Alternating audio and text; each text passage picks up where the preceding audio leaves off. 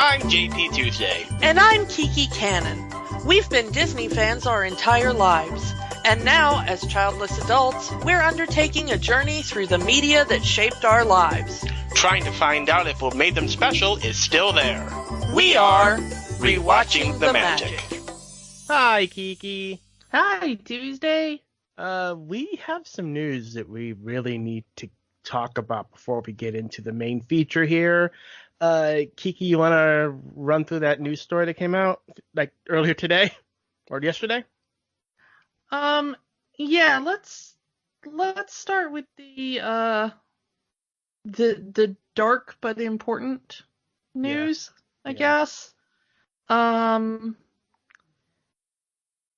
Disney just announced yesterday, I think it was, as we're recording this, that they're going to lay off about 28,000 people between the various parks. Yeah, with Disneyland California not opening up anytime soon, and the other parks and outside of the country still working at a reduced capacity, even though Florida has now opened up their state to be full capacity, I can't see Disney going back to full capacity anytime soon. Yeah. Well, they won't if they're, smart and want to avoid all of the lawsuits. Yeah. It's terrible, but yeah, this is something I think a lot of people saw coming, and hoping that wasn't going to be the case, but here we are. Yeah, I think it angers me more when it's a large corporation like this. Especially, Disney has all of the money in the world and can afford to keep pretty much all of their employees on some sort of furlough payment. Yeah, it really annoys me when it is like a huge corporation like this. I feel really bad if somebody's been working for a small company and all of the savings dried up, Mm-hmm. But you could probably dock one of the executive members' salary for like a year and pay people to just stay home, Yeah, that's what Iger did the first few months of the pandemic. His last few months as CEO, to be exact, before he passed it on to Chapek. And I assume this is all on Chapek because he is the boss. Well, I will tell you who actually has come out agreeing with us is Abigail Disney. She said, and I am quoting Abigail Disney here, who, if you don't know Abigail Disney, she is the granddaughter of Roy Disney. Quote, "If Disney had spent more time in Governor Newsom's office arguing for an extension of unemployment benefits and more rent subsidies instead of for opening the parks prematurely and in a way that would risk their employees' health, I'd be a lot more comfortable with the loyalty to which they lay claim. If Disney had not spent down every penny of its cash on share buybacks in 2019, $11.5 billion worth, perhaps there'd have been some dough on hand to ensure that even at a partial level, they could continue to keep some of these workers on until things return to normal." End quote. And who knows when things are going to go back to normal? I will say that from what I've been able to tell right now, the layoffs are unfortunately starting with non-union and part-time workers. Fortunately, the Disney parks have a pretty strong unions that work there. I know the ones at the Disneyland parks are especially pretty good and pretty active. I do believe that the Florida park also has some union representation. So hopefully the unions can crack down and protect their members from any further layoffs, but we'll have to see. So moving on from the unfortunate news, and all our love to anybody who's currently employed by Disney and maybe worried about that, our hearts are with you. We did have another little bit of Disney news, which is that Disney Plus has announced a new feature. That is the group watch feature. So because of again, the pandemic, a lot of people are not able to get together like they used to. A lot of people, they get together, they watch movies or they watch sports or they watch whatever. Can't really do that right now, or at least you shouldn't be doing that right now. So Disney Plus has implemented the group watch feature in that you can, with your own Disney Plus account, when you start a movie or a show or whatever, you can invite other people on their Disney Plus accounts to watch with you in a big group watch. I believe some of the video games like Xbox and PlayStation has similar things with their gaming and their movies. I think Netflix might have had something similar. But yeah, if you have Disney Plus and like other friends and family have Disney Plus and you want to have a group watch along, you can invite them and you can have a big group watch along, and everyone in the group can pause and fast forward and rewind the movie. That's going to cause some chaos, I know. Unfortunately, there's no chat feature.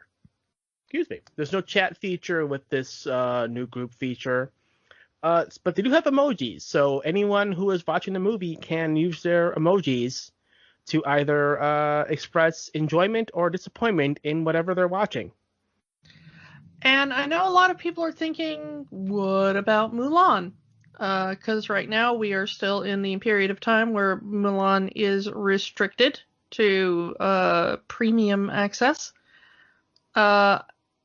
Any account that goes into a group watch party for Mulan right now will also need to have paid for premium access. So you guys gonna have to, just so you know. So if you don't want to pay it, wait for December. Is what it is. Yeah, it's not going to be that long before it'll just be, out there on regular Disney Plus. So, wait, do it around Christmas time, holiday watching if you want, get all the family together and what have you. So, I think that's about all we can say about that.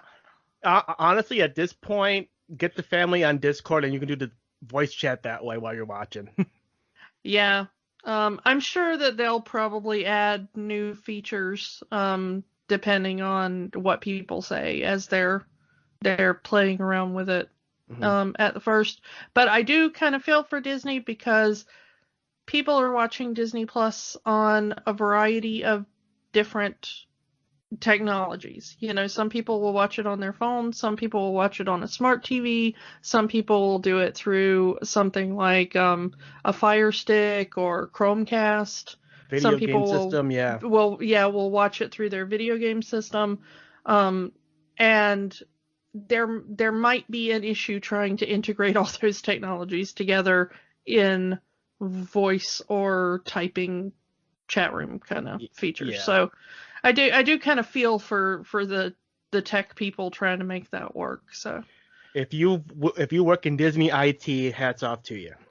Yeah, and honestly, if you are an IT person that worked on the construction of the Disney Plus software, bravo to you, because I have had almost no problem with Disney Plus the entire time I've had it.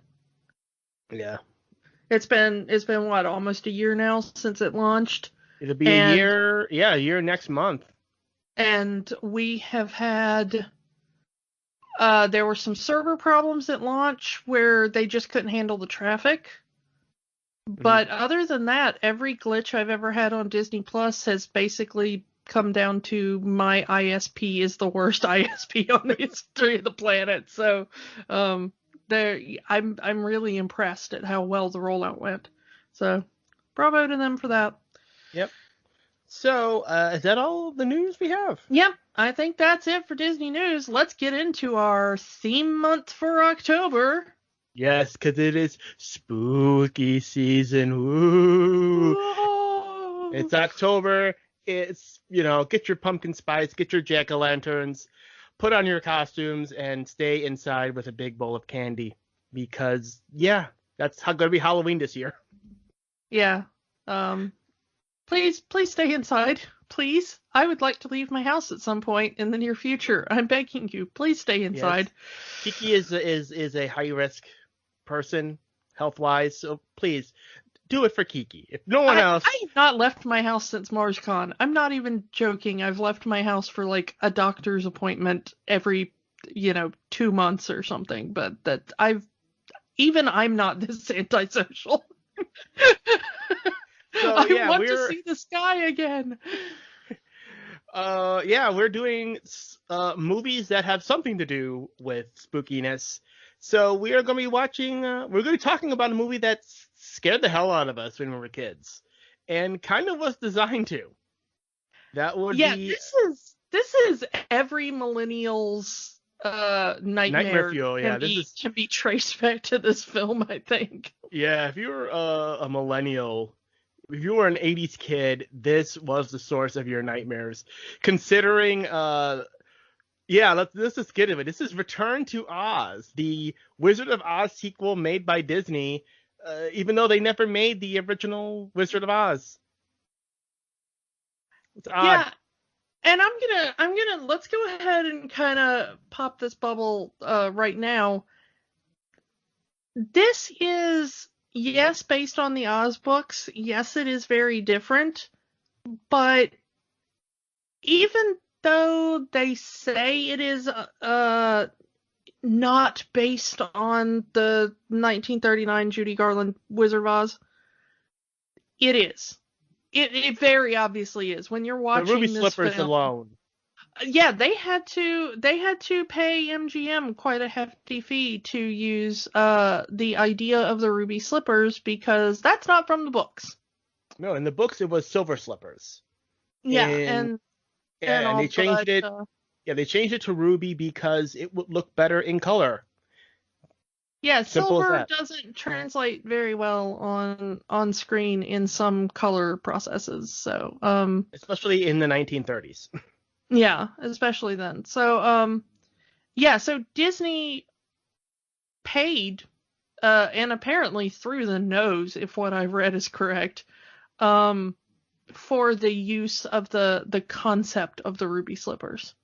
They designed their own, of course. They weren't using like the original Judy Garland ruby slippers, but just to use that idea cost them a lot of money for this movie. And there is some stuff in the portrayal of Dorothy. Well, Dorothy being having brown hair. In the books, Dorothy is a blonde. Yeah, but also in the way that Fairuza Balk kind of portrays her, there's a little bit of Judy Garland twang. Her speech. Yeah. You don't understand the way she talks. There is very much she's trying to invoke Judy Garland's speech pattern.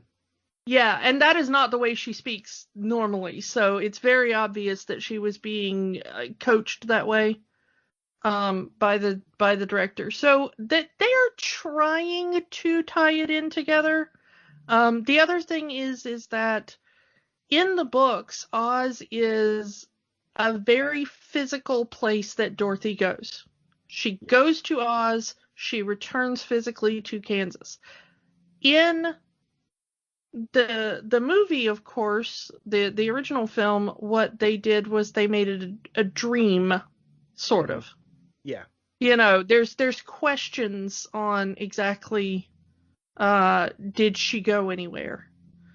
And the same is true for this movie. You can write this entire movie off as a dream that she has after being bonked on the head or something. Electroshock to the head. Well, she never actually gets that. We don't know that. She That's never, all again. I mean, I have theories. When we get to that point in the movie, I have theories about this movie. I'm interested in hearing theories, but let's go ahead and do this properly. You want to talk a little bit about the backstory and how we ended up here? This is a movie that goes all the way back to 1937. Snow White and the Seven Dwarfs comes out, and it is a big hit. So Walt Disney, the man, wants to do a follow-up. Now, we know in real life that the follow-up was Pinocchio, and it was a great movie. But the original idea of the follow-up was going to be The Wizard of Oz. Now, can you imagine Walt Disney, instead of doing Pinocchio, doing The Wizard of Oz? We'll never know. Because MGM beat him to the punch, getting the rights. And they would eventually release their movie in 1939. The movie everybody knows. Honestly, when you say The Wizard of Oz, everyone, baby boomers, Gen X, millennials, zennials, will all think of Judy Garland as Dorothy. That's just it. And that is such a big part of how iconic that movie is.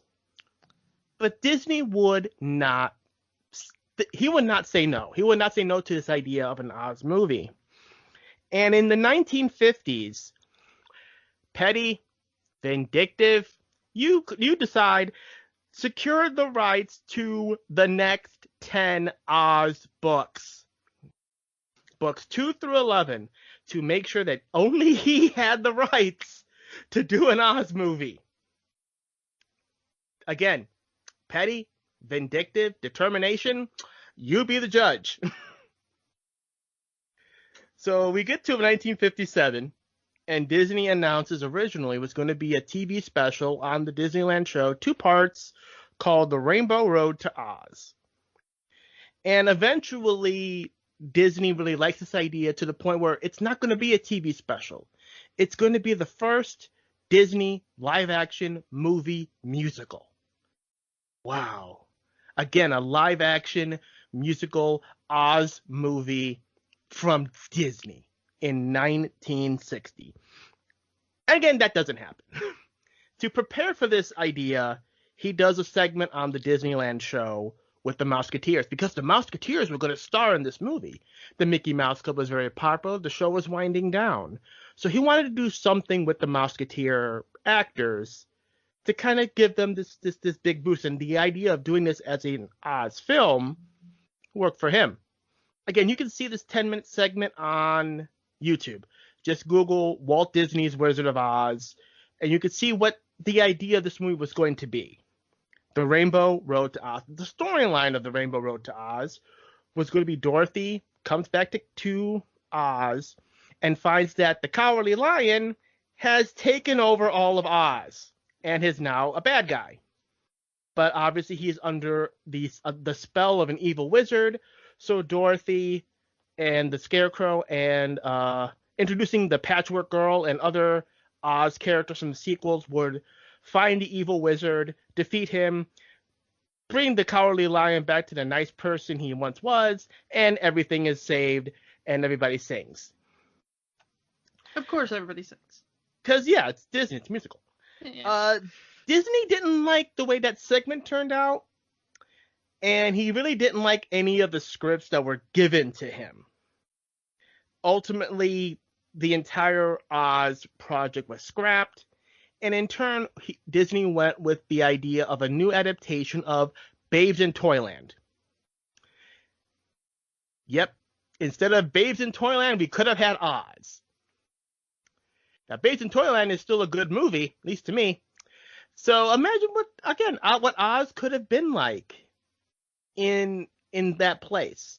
Annette Funicello was set to play Ozma in Rainbow Road to Oz, which again, that actually would have been good, but again, we'll never know. And but he still wanted to do something else. He even attempted to do a Oz ride at Disneyland.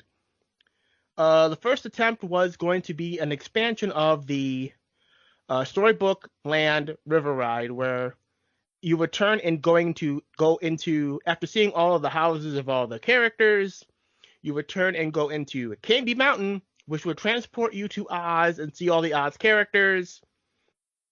And just based on what this was described as, the description of this ride, this sounds a lot the way it was. You go into this area, you go to all the different lands of Oz and meet all these characters.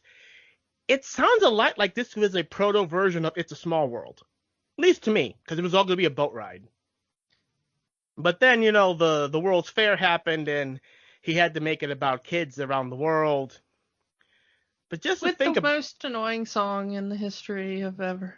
but just imagine again. I have no proof of this. This is just my own assumptions based on everything that we know about this Candy Mountain ride.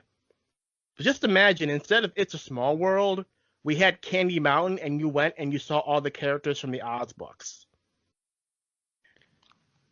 I know That would you be would have. pretty cool. Yeah. Yeah. Again, we wouldn't have It's a Small World after all. But I hey. am okay with that trade. So let's so again, unfortunately, Disney died before his attempt at a Disney movie ever got made. And none of these projects ever happened, unfortunately, which brings us to the 80s and a movie editor named Walter Murch who wanted to do his first ever feature film. Yeah, And now I will say that Walter Murch had a career already that was pretty interesting as far as film history goes. He worked on all 3 Godfather films, Apocalypse Now, but more important for this particular film, he had worked on George Lucas's first couple of films, THX 1138 and American Graffiti. didn't he work on the original Star Wars at some point? I am not sure, but it is possible. Mm. Yeah, and the fact that he worked with Lucas had Lucas kind of backing him up for this project. I do not see Star Wars on his resume, so. Okay, so anyway, Lucas kind of backed this guy up for Disney, even saying, if Murch isn't up to snuff for what you want him to do, I'll do it. So imagine we could have had a Wizard of Oz movie directed by George Lucas. Yeah, I'm not sure that's a good thing, having seen the prequels. Yeah. But this was 1980 again. Jedi and Empire hadn't come out yet, so who knows? I will say that walking into Disney and having the guts to say, hello Disney Studios, I would like to produce the Oz film you've never been able to make in your entire run as a studio. And here are my good friends, George Lucas and Francis Ford Coppola, to back me up on that. Yeah. Because Coppola did also kind of go to the mat for him and was like, yeah, I can vouch for this guy. He'll turn out a good, solid movie. So that had to have been quite an interesting thing. Yeah. There are a few points in movie history where I would have just loved to have been in the room where it happened, so to speak, to borrow from another Disney Plus thing there. But this is kind of one of them. Like, I want this guy to come in and be like, well, primarily I'm an editor, but I want to do what Walt couldn't. And here are my good friends to back me up. Yeah. I don't know. It seems like such a weird sequence of events.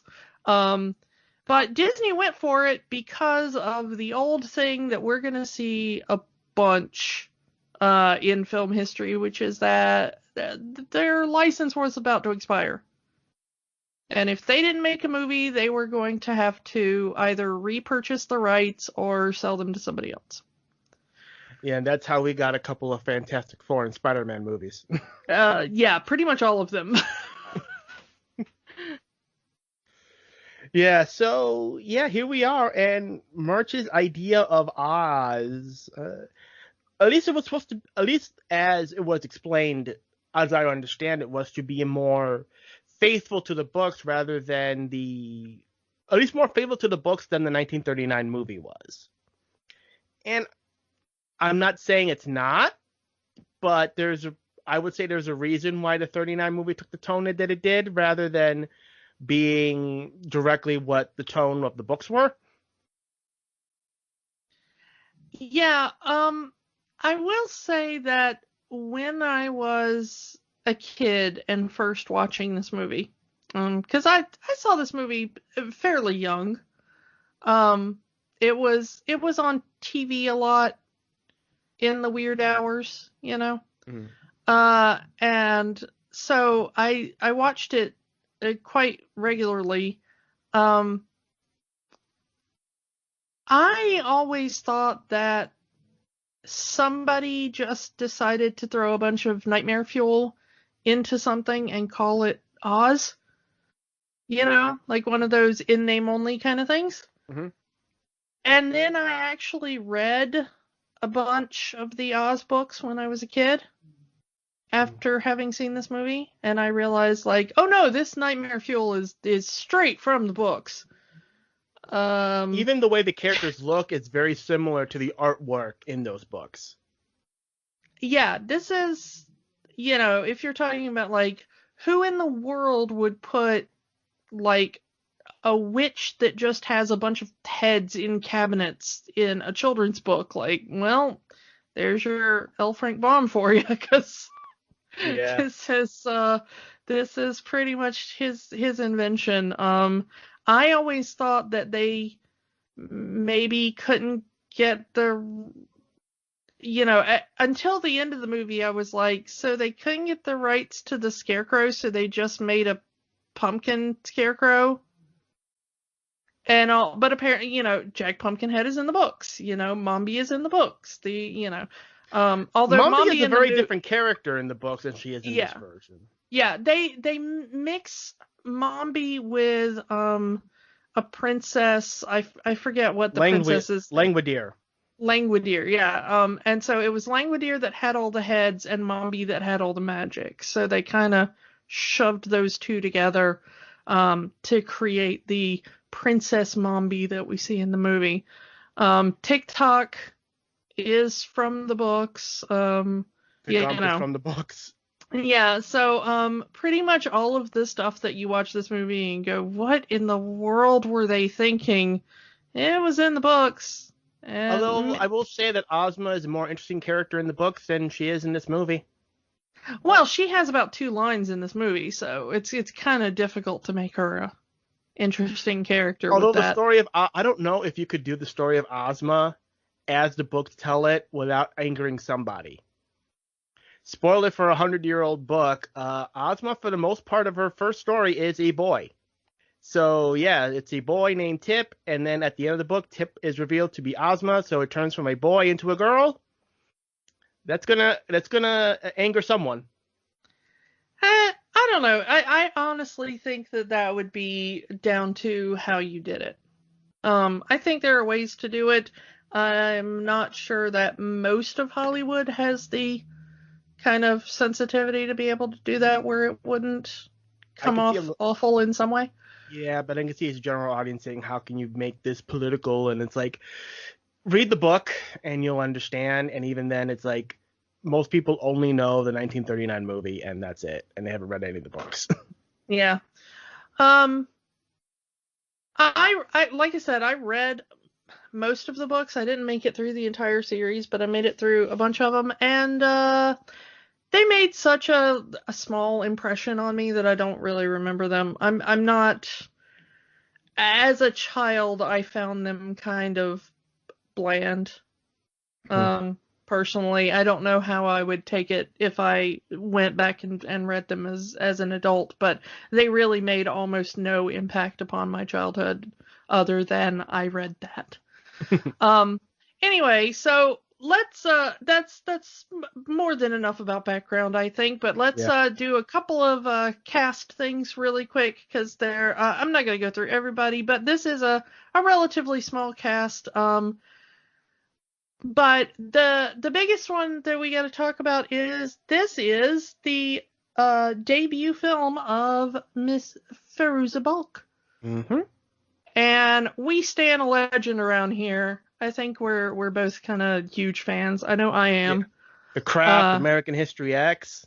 Almost Famous. Yeah. The I gotta tell this Return to Oz The Craft and Almost Famous were like a trifecta of films in my childhood and teenage years that really had an impact on me as a person. The Craft probably the most of the three. You know, when you're like a weird little goth kid, I think that's kind of like if you were a weird little goth kid in the 90s, I think that was kind of a demand that you had to be super into The Craft. To the point where some of my friends for a very long time would jokingly refer to me as Nancy, which is Farouz Balk's character in that movie. So there was a time in my life where that was one of my nicknames. But this is her first film. She's playing a much younger Dorothy than Judy Garland did. Yeah, Judy Garland was 17 when she did Oz. I believe the character was supposed to be young, somewhat slightly younger than that. And yeah, Fairuza but Balk she was here, definitely supposed to be a teenager. But I think Fairuza Balk was like 10. 9 or something when she got I think she was like 9 or 10 when they filmed it. So, yeah, She is very definitely a younger Dorothy. So, like, yeah, 39, Dorothy is supposed to be like 12, and this is supposed to be like 8 or 9. Yeah, I'm not really sure how it works out, but the thing is that even though it's technically not supposed to be a sequel to that movie, it's desperately trying to be a sequel to that movie. So it's hard not to compare them. Mm-hmm. But anyway, you know, I've mentioned my feeling on child actors before, and while of course I don't think anybody is as good an actor as they will ever be at 9. She was pretty good in this. I was really surprised at how not grating her performance was. That it was actually an enjoyable performance, and I find that very difficult when dealing with child actors. As our kind of main big bad, we've got Nicol Williamson, who was a British actor of quite some renown, more on the stage, really. But he was really known as like an actor's actor, and was known as being the kind of favorite of certain playwrights. Samuel Beckett especially was always wanted him in plays and stuff like that, but not as much a film actor that people of our generation really knew. He was kind of famously Sherlock Holmes in the movie The 7% Solution, which, if you're a big Sherlock Holmes fan, is a big one in the fandom. He also was in The Exorcist 3. But interestingly, his final film appearance was in Spawn, the comic book film Spawn. So he had a very interesting and varied career on stage and on screen. A little bit of voice acting and stuff in there as well, but this is a big one that people of our generation would know him from. We've got Jean Marsh back again. We talked about her. She was our evil witch in Willow, and she's back as the evil witch in this one as well. She plays Princess Mombi, and the of course everybody, like in the Judy Garland movie, most of the cast does dual roles, playing somebody in the real world and somebody in Oz. And Nicol Williamson and Jean Marsh are also the doctor and nurse in the psych ward that Dorothy gets sent to. we've got Piper Laurie as Aunt Em, and this is one I had forgotten about that she was even in this movie.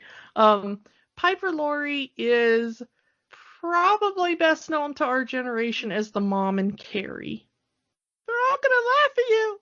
Yeah, I kind of kept waiting for her to like grab Dorothy and be like, "Don't talk about Oz; they'll all laugh at you." That's what she sent it to the psych ward. Yeah, and so basically, just don't let Piper Laurie play a mom figure. I think is probably what we learned from this. She was also in, Twin Peaks and Children of a Lesser God. She's a great career. But I think somewhere in the back of everybody's mind, she's always going to be the mom from Carrie. So we that's kind of the big ones for the live action actors that but this is our second Brian Henson film in a row. Yep. A lot of puppetry in this movie, however, not really connected with the Henson Company or Muppet Builders. I can't really find that any of the puppeteering in this had any connection other than Brian Henson. I could be wrong on that, and I'm willing to be corrected. If you know differently, please let me know. But this seems to be a completely different. Independent from all that. Yeah. But Brian Henson is in this as Jack Pumpkinhead, both the voice and the puppeteer. Yep. Interestingly, we also have Deep Roy. Yep. Who have we talked about Deep Roy before on the? I don't think so, but most people might know him as the Oompa Loompas in the Johnny Depp Charlie and the Chocolate Factory movie. Yeah, that's probably his biggest where you can actually see his face. But he is one of those actors that kind of shows up. He was in the J.J. Abrams Star Trek films. He's the alien that follows Scotty around. Mm. And he also played Teeny Weeny in Neverending Story. So, he's got a good 80s kids movies that give you nightmare fuel. Yeah. So he's he shows up in a lot of different things. He is playing the Tin Man in this movie. Yeah, Tin Man doesn't get a lot of screen time. No lines. Not a lot of screen time. So yeah, as far as people that we would kind of recognize, I think that's kind of it for most of the cast. There was a lot of assorted puppeteers and other performers. Let's get into this nightmare fueled movie. I am gonna have to say that sometimes we go through and we do kind of the plot beats and everything, and I want to say that when we were talking about doing this movie, I wanted to do the movie, but I thought, I can remember scenes from this film. I can remember like set pieces really strong from this film, but if you'd forced me to sit down and tell you what the plot to this movie was, I couldn't have. And after the rewatch, I'm going to say there's a reason why I couldn't have. This is really not a movie with plot. This is a movie with scenes. Things happen. So, yeah. The main crux of this movie is that it's been 6 months since the tornado, 6 months since the event of the original Wizard of Oz, and Dorothy can't sleep. She has trouble sleeping. She stays awake all night, and she is, as Auntie M says, no use to her in the morning to do her chores because she's exhausted. So they take her to a doctor, Dr. Worley here, for electroshock therapy to erase the dreams of Oz from her brain, to an attempt to get her to go to sleep, because apparently what's keeping her up all night is these visions of Oz that she keeps telling everyone about, and they're telling her that she's crazy because Oz isn't real. Oz is a dream. Yeah, you got bumped on the head during a tornado, and now you talk about Oz. Like we said, this is desperately trying to be a sequel to There's the first film. There's things around her that she's saying, like she sees a key that kind of looks like an O and a Z are on the hilt, and says, no, that's just the key for the old house. And it's like she's just saying that Dorothy's saying Oz is real, I've been there, and saying no, talking lions and talking scarecrows and woodsmen and wizards and things, and those aren't real. You gotta essentially. There was one essay I saw about this, that the movie itself is trying to say a message of trying to seeing how adults like to stifle children's creativity, and that's kind of like the crux of the movie is adults trying to stifle the creativity of children, and children just trying to get their creative side out. It's one way to look at it. Well, I think that was why this movie resonated so much with me as a kid, because I was that kid that I would kind of always talk about whatever the imagined thing that I had going on. Or sometimes it would be books I read, or what I would get really engrossed in, maybe a fantasy world that I had seen or one that I had made up. And the scene where she's trying to tell the doctor about the story of the Tin Woodsman, which is from the book, because the book is nightmare fuel. That the woodsman keeps cutting off bits of himself and having to replace it with tin. In the book, again, spoiler for a 100-year-old book, the woodsman was in love with a Munchkin girl, but the Munchkin girl was the servant of the Witch of the East. And the Witch of the East didn't like the fact that her servant girl was fraternizing with a woodsman, enchanted his axe to chop off all of his body parts until he was completely made of tin. Yeah, that's nightmare fuel. Yeah. But I really related to that scene because that's what it was like for me as a little kid trying to talk to adults. Like, here's this thing that I am super passionate about, and then adults would be like, yeah, that's enough. Please be quiet. Yeah, you're right. She's crazy. Yeah. So I think that that's what made me relate to this film when I was a little kid, is how much of the first 30 minutes of this movie are just adults telling Dorothy to shut up about things that she likes. Yeah. Especially you as a woman, how many times in your life have you been told just to, shut up and look pretty and all that garbage that women are told every day? Yeah, and also I was an only child. I didn't really have friends my own age until I was a little bit older. So I was around adults all the time, and that trying to connect with adults who have decided that due to your young age, you have nothing of interest to say, And I'm not necessarily saying that that's incorrect, because, I'm probably not going to sit down and have long conversations with any children, but it's, as an adult, I sympathize, but as a child, it's like, if you've got no other outlet, it's just kind of like, hi, please relate to me as a human being on some level. And I'm not sure I necessarily got the kind of sit down and look pretty vibe so much as the adults are talking. Mm. You're annoying the adults. There are important adult things going on here, and nobody wants to talk to you about children should be seen and not heard and all that. Yeah, it was very much that. So fortunately though, for me, nobody ever tried to give me electrotherapy to stop me from doing it. Yeah, we're given the year 1899. So this is the first time we're ever giving a specific year that any of these stories are taking place in. Yeah.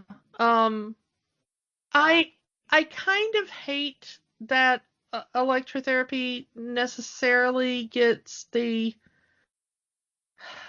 bad end of the stick, because this is if it is done correctly by professionals who actually care and know what they're doing, it can be a very effective treatment for not only mental disorders, but also, you know, pain disorders, muscular disorders, all sorts of things. Unfortunately, in this movie, it is very explicitly stated that this doctor is experimenting unethically and primarily on children. Yeah. So there's a lot of stuff in here that could, fuel the fantasy of Oz in this one. The electroshock machine itself, the doctor is, oh, look, he has a face. And for someone who kind of TikTok-esque in the fact that it's all mechanical. And the key does turn in it. We see a little girl give Dorothy a jack-o'-lantern because it's Halloween. Hey, it's a Halloween movie. Possibly my favorite scene in the entire movie is very quick, and it's at the beginning, is that the girl who we will later believe is Ozma appearing to Dorothy in the hospital gives her this pumpkin, and Dorothy takes the pumpkin and puts it on the little desk in her, horrible little room they've got her in. And she takes a comb and she brushes the non-existent hair of the pumpkin so lovingly. Well, he's got to look good for Halloween. It's just such a beautiful little kid moment of, like, Dorothy trying to make sure that this pumpkin looks his best by combing his non-existent hair. It's so gorgeous, and I love it so much. Okay, so maybe there's something I'm missing so where does the gump come from? If TikTok is coming from the electroshock machine and Jack Pumpkinhead is coming from the jack-o'-lantern, where's the gump? Is there a stuffed head on the wall that I completely missed in watching this movie? If you missed it, so did I, but honestly, she lives in the middle of Kansas, and it's probably just wild animals that she saw. I mean, if we're taking it as this is all in her head, there's any number of random wild animals or trophy heads that she could have seen at that point in time. And the thing is that this is also supposed to erase the fantasies and dreams that Dorothy has. But the doctor is telling Dorothy to imagine that the electroshock machine has a face and each part of is part of the body. So he's using imagination to erase imagination. Yeah, in a way, but it's also he's using it to calm her. He's using it to make her act the way he wants her to act before he uses the machine to take away the way that they don't want her to act. That, like, you are allowed to imagine, but only in the prescribed way that the adults have allowed, There is so much in this first 30 minutes. Like, we talk about the nightmare fuel in the back 2/3 of the movie, but I think most of it is kind of up front in this idea of, like, just adults being annoyed with you. Because what's really wrong with Dorothy? She has an overactive she can't imagination. Sleep. She can't, but as far as, like, what's wrong with Dorothy is, like, she can't sleep, which can be a problem. I suffer from sleep disorders as well. That's a nightmare of its own. She was, a traumatic experience of being in a tornado. So it's probably PTSD. Yeah. But what's the thing her aunt complains about? It's not that, like, you can't sleep and therefore I'm seeing that it's making you unhappy or that you're suffering physically. It's that you're no help to me on the farm. What happened to all these helpers that were in the last movie, huh? Did you have to let them go? Maybe they got turned into stone as well as their counterparts in Oz. I don't know. But anyway, as Dorothy is about to receive this electroshock, there is a sudden storm. The building gets struck by lightning, all the power goes out, so the machine doesn't work, and the mysterious little girl that Dorothy keeps seeing in the hospital shows up and says, "Come on, we gotta run away." They run down to the river, which is flooding, and they fall in and get washed away. Dorothy gets up. Ozma does not.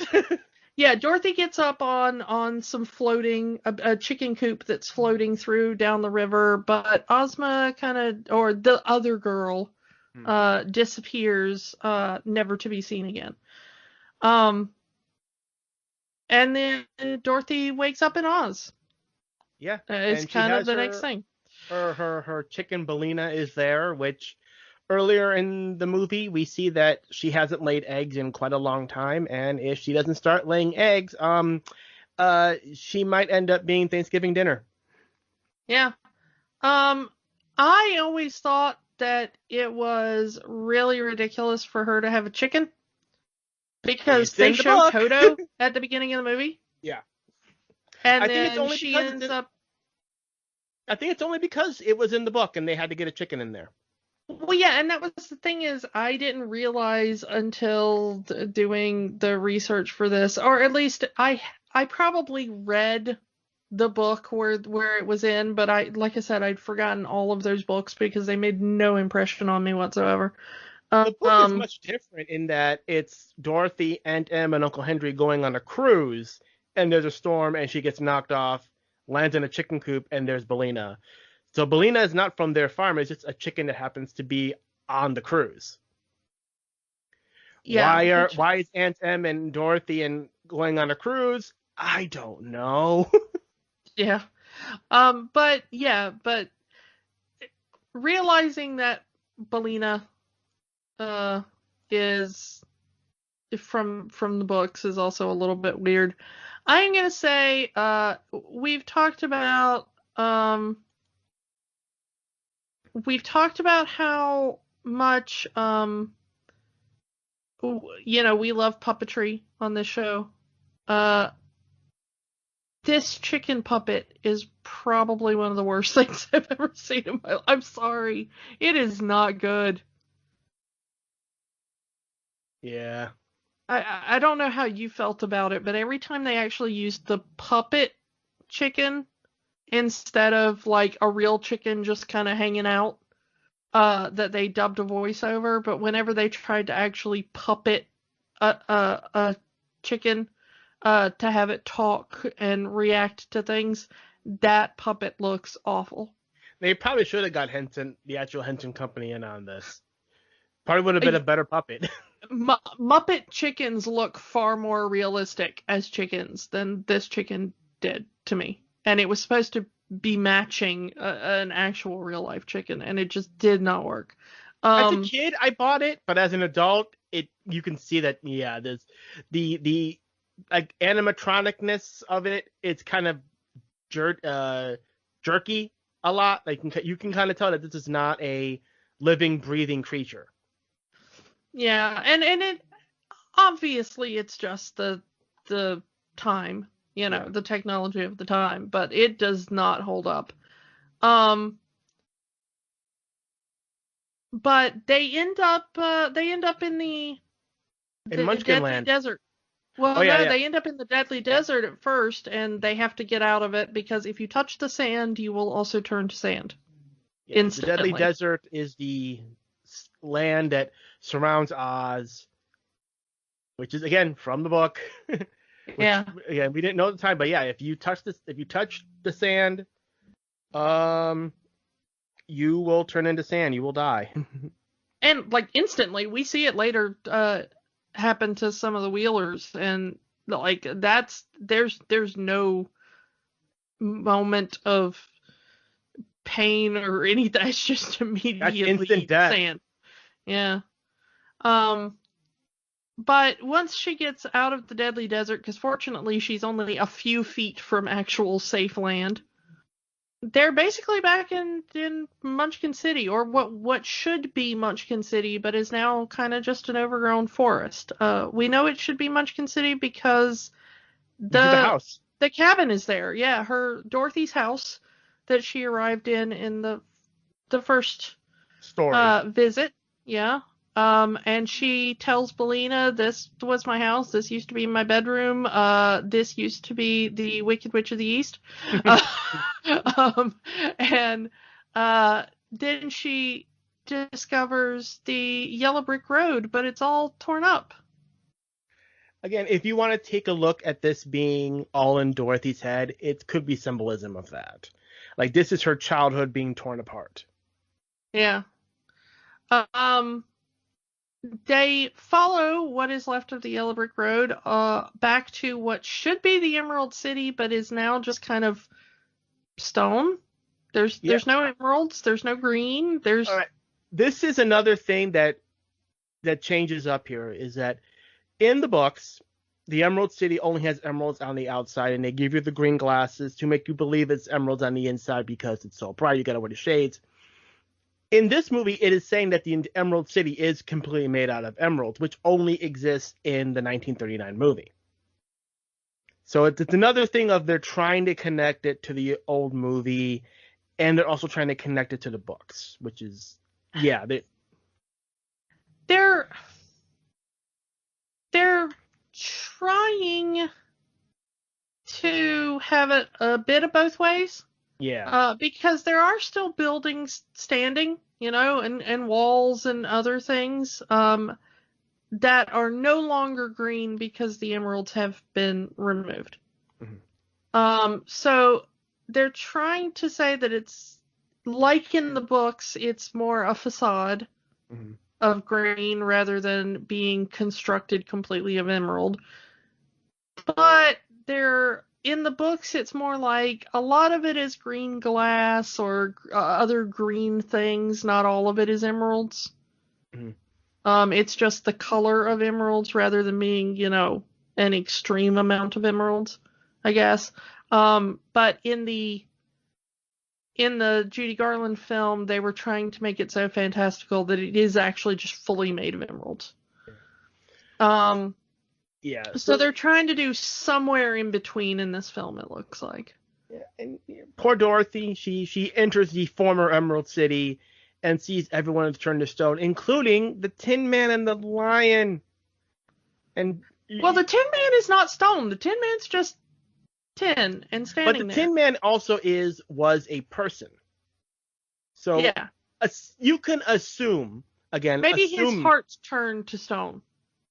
You can assume that at some point, since the Tin Man was a person, that he might still have a soul. So, and that's why he turned to stone. Yeah, maybe. What really gets her, she seems to be really more emotionally over the lion being turned to stone. Like, she hugs the lion and said, "Oh, lion, what happened to you?" Yeah, I get that. I mean, my feeling on animals. I'd probably be, it's like 700 people standing around me turned to statues and one dog, and I'd be like, oh, poor puppy. But, she finds a bunch of dancing women statues, but they have no heads, Mm-hmm. But everybody else seems to have turned into a statue just wherever they happened to be at the time. And written on the wall, "Beware the Wheelers." Another thing that is apparently from the books. I was like, find me the person who came up with this nightmare so that I can slap them. Because I always just figured it was somebody who worked on this film. Because this is the only time I've ever come into this concept, I guess. But apparently they are also in the books. Mm-hmm. And much like this version, they have wheels on their hands and wheels on their feet. And I've seen other adaptations of this story, which just has the Wheelers just being people who rode around on wheels and not having the look of the book. But this one is really getting that look of them just being elongated limbs with wheels on them, and that's just they get around. And again, another thing of this being in Dorothy's head, the sound that the Wheelers make is the same sound of the wheels on the gurney from the hospital. Yeah, and it is a don't watch this movie with headphones on, because that is not a good sound. These Wheelers need some WD-40 on their joints. Yeah. So. The Wheelers get shades because, I mean, again, these Wheelers are supposed to be very scary because they have these very scary masks. And even when you see their faces are just not necessarily scary, but just creepy. Yeah, they're always screaming and their makeup is done kind of weird and yeah. They chase Dorothy. Let's kind of skip through this here. Yeah, they chase Dorothy and Belina. And she finds this dead end, and she uses the Oz key to open the wall to get into the secret room where she meets TikTok. Yeah. And it is said, this is where I'm going to be like, this is a dumb idea because it's said on TikTok that he is guaranteed to last for 1,000 years. But apparently that's only if you constantly wander behind him turning that stupid key. Because he runs down in minutes. Well, it said it all would through function for 100. Never said it would actually run for 100 years. It's like it's guaranteed to function for 100 years. So like it's 100 years and warranties and all that, and yeah. So yeah, that is not truth in advertising, in my opinion. Are you saying you want to talk to Oz's manager? Yes, I'm gonna get all Karen, whatever the Karosma or whatever. So he has TikTok has different keys that have different functions on him. There's one for thinking, one for speaking, one for movement. He's a clockwork. He is a clockwork man because he has a lot of clockwork parts. Since I guess you can call him steampunk before steampunk, and it was in the 1900s. Yeah, he did very much, especially by the time this movie is made, he has a very steampunk aesthetic. This is just a poorly designed thing. TikTok is poorly designed all around. Like, why do you have different keys for different things, and why does he wind down within just minutes? He's supposed to be like the army of Oz, and I'm like, well, no wonder everybody turned to stone. Your army is one dude who can only sustain a fight for about a minute and a half. Well, he even says it himself that he used up too much of his own energy fighting the Wheelers. Well, yeah, but that Wheeler fight, quote unquote, is literally about a minute. That's not a sustained battle. That's like at most a skirmish. I don't know. Oh, they did one thing that Dorothy does say later in the movie, that they should have built him with the ability to wind himself up. Which, that seems like inventing perpetual motion, but at the same time, you're in a land of magic, so probably a better way you could have done this. And they make it clear that the reason TikTok did not turn to stone is because he is not a living being. He is mechanical. And very proud of it. Yeah, he's very proud to not, unlike the Tin Man, he does not want any kind of humanity. He is enjoying being I guess you can call him a robot. Yeah, when Baum would have written this, the concept of robot hadn't really been introduced to society yet, but a lot of people do look back on this character and think that this was sort of like a proto-robot. Mm-hmm. But TikTok does help Dorothy scare away the Wheelers.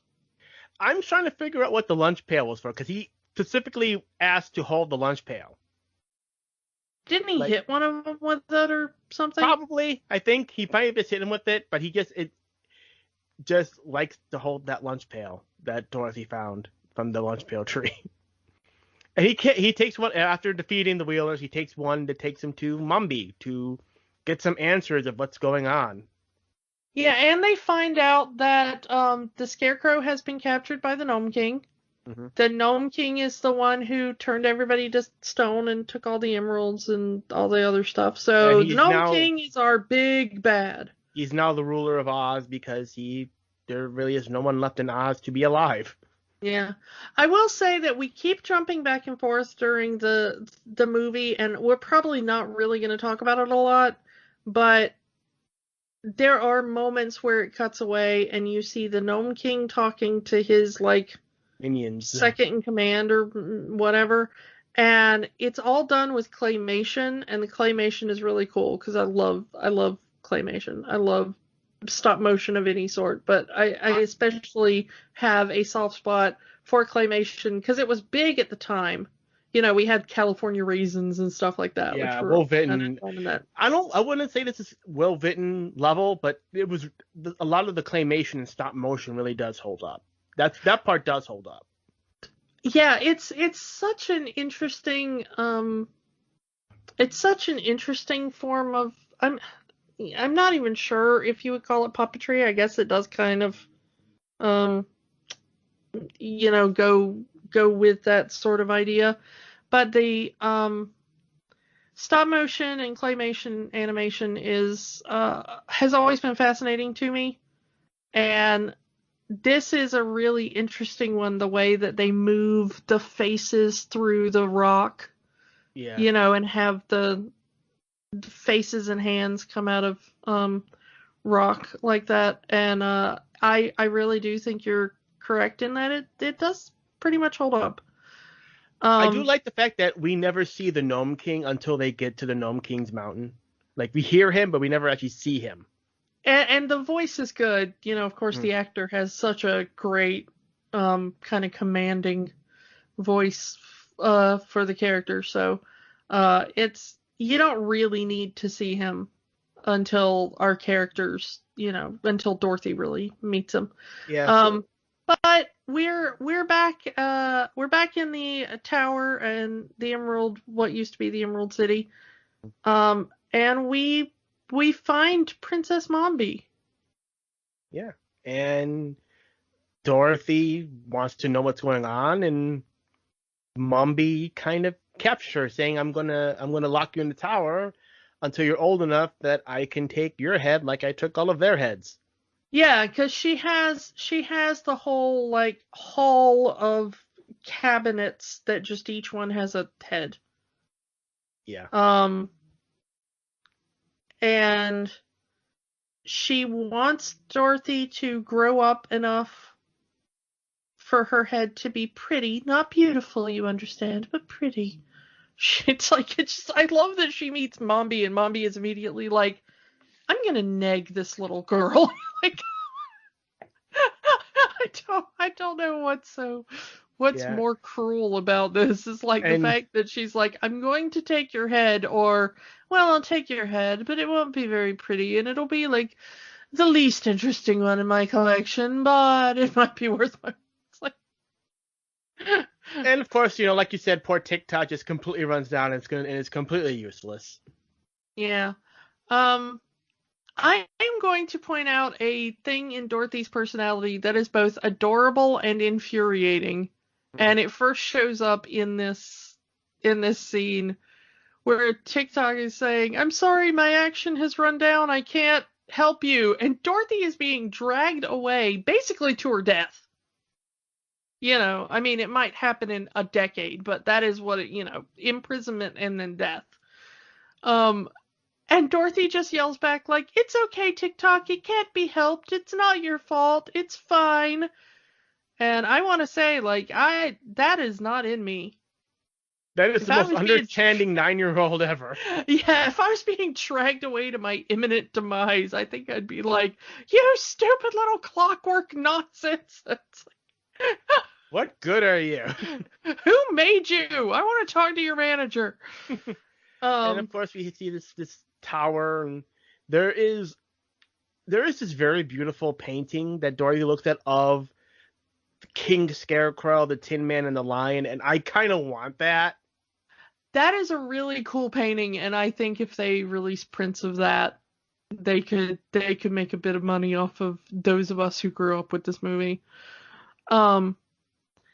And then she meets Jack Pumpkinhead, who will be our scarecrow insert for this film. Yes, and I like how his first instance is, "Can you check my head for spoilage?"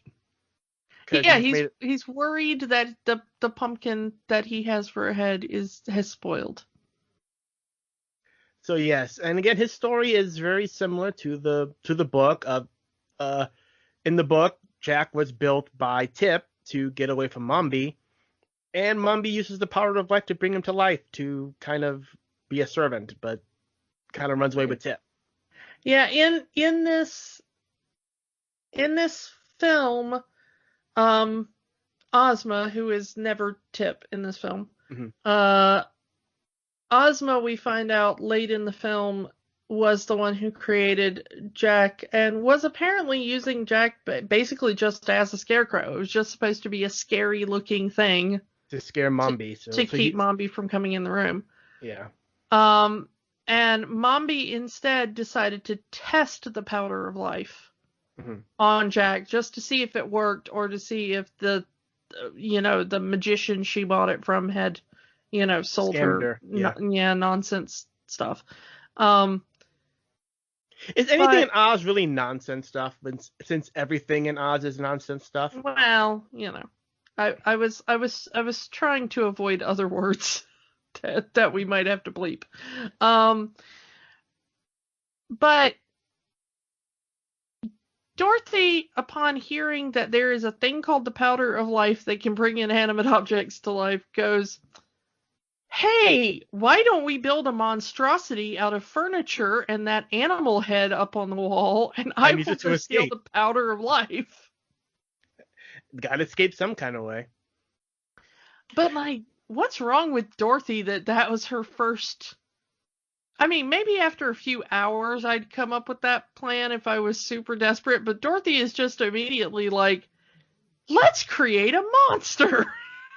Well, keep in mind, she also saw the Gnome King's mountain right outside that Emerald City Tower, and that's exactly her beeline. She needs to go to the Gnome King to fix all of this, so instant escape plan. Also, let's go with something that's a little kind of disturbing, is Jack's insistence of calling Dorothy Mom. It makes more sense at the end of the movie. Yes. But it is creepy for most of the movie, because you do have what is essentially an adult man's voice, and it is Brian Henson being the sweetest little cinnamon roll. Like, the voice he uses for Jack is just so adorable. But it is very obviously an adult man's voice. And, at least, but even if you didn't know the story, you would at least know that Ozma must be of similar stature to Dorothy, since he does confuse the two. See, I never got that as a kid until the end of the movie. I was just like, well, it's female, it must be Mom, I guess. Like, yeah. This is only the second woman he's ever seen in his life, I'm assuming, Third, if you want to count Mombi. Yeah. But, I thought that, it's interesting that he remembers Ozma, because he says, my mom built me to scare Mombi, and then Mombi brought me to life. So, but he doesn't really remember what his mom looked like. Nor does he remember the magic words that brought him to life. Yeah, so how much did he only hear the story of Ozma, secondhand through Mombi? Like, when he's like, where did I come from? And she's like, some little girl created you and I just brought you to life on a whim. I don't know. And pretty much as soon as as soon as Mombi brings Jack to life, she captures Ozma and puts her in the mirror. Yeah. Also, I like his thing that she was wearing a particular head the day that she brought him to life, and she must have not worn that head since, because she doesn't remember that he's up there. That is a nice little trick, that Mombi has the memories of whatever head she's wearing, and then doesn't have those memories when she's wearing another head. That seems like it would be an imperfect existence, let's say. I mean, does she have a book of stuff you should remember that every head has to read when she puts it? How much individual agency does each head have? Because the heads aren't evil, they're just random people who were in the Emerald City. Again, this is another thing from the book that the princess will be either a good person or a bad person depending on which head she's wearing that day. And that's the personality of that particular head, which is something I really wish would have been in this movie. But the problem is you can't make her a really effective villain if half the time she's helping Dorothy and half the time she's trying to kill her. Because everything in this movie is kind of really sped up. Like we're slowing it way down. This happens in minutes. Yeah, so she gets let's just keep this going. She gets the power of life, and again, it's that scene that will never leave my mind. Dorothy Gale, Dorothy Gale, while all these other heads are screaming as Dorothy is stealing the power of life.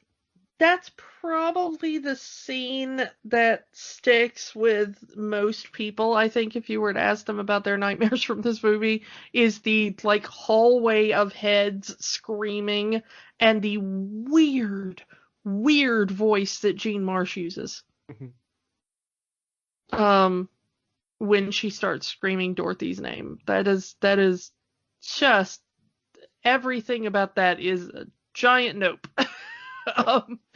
But Dorothy is able to wind TikTok up, bring him back up with her. She explains the plan as they're running up the stairs. And Jack has, she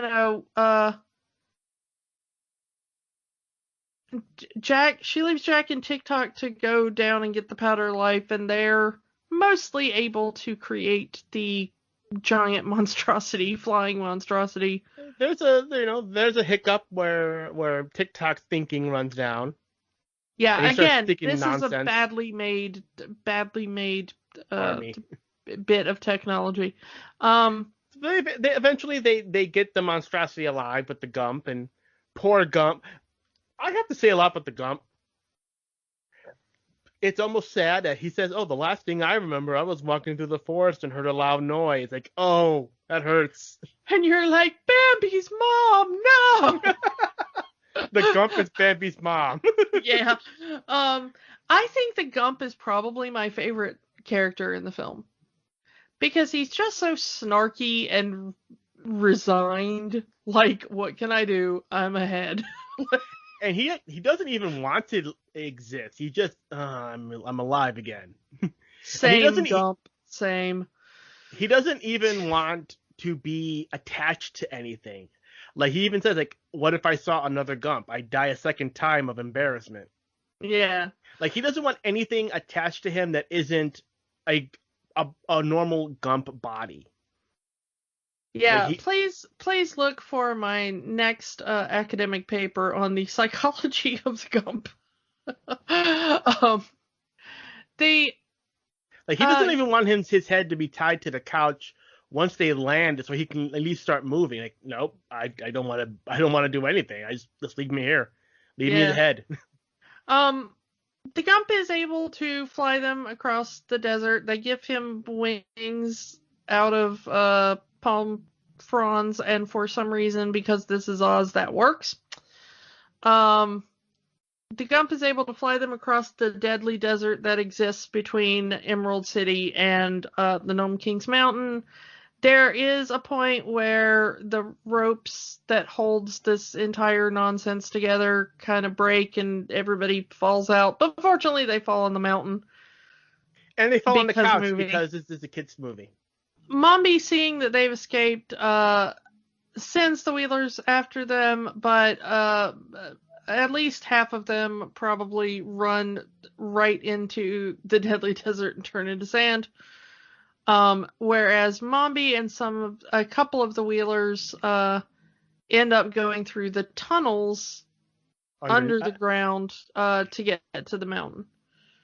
But Dorothy makes it to the Gnome King, and he tells her that he has turned Scarecrow into an ornament. Now, I want to tell you a funny story about this. In my brain, everybody in this movie got turned into Christmas ornaments. In rewatching the movie, this is not true. They are just turned into random objects from like some crappy antique store. Well, he did say he does say knickknacks, and we see eventually he does, but the most common word they use is ornaments. And in my little kid brain, even watching the movie, in my memory, I remembered the word ornament, and so they're all like various Christmas ornaments or small statues or whatever. They're not like random vases or chairs. Statues, or I mean, we do get the Gnome King's motivation that all of the jewels in the world, he specifically says the world, come from the Gnome King's mountain. They're all created in the Gnome King by his minions for himself, and that the emeralds in the mountain were stolen and used to create the Emerald City. So when he finally figures this out, he takes the Scarecrow, saying that it was the Scarecrow's fault, even though because he was the king of the Emerald City at the time. Yes, which is, again, yes, but even Dorothy said, the emeralds were already there. You see her crying, like, he didn't take them; they were already there. Why don't you go get the wizard? The wizard did it, so go find him. But of course, go back to Kansas, find the wizard. Because depending on which prequel you're watching, it was the wizard's idea for the Emerald City. The nightmare fuel of the design of the Scarecrow.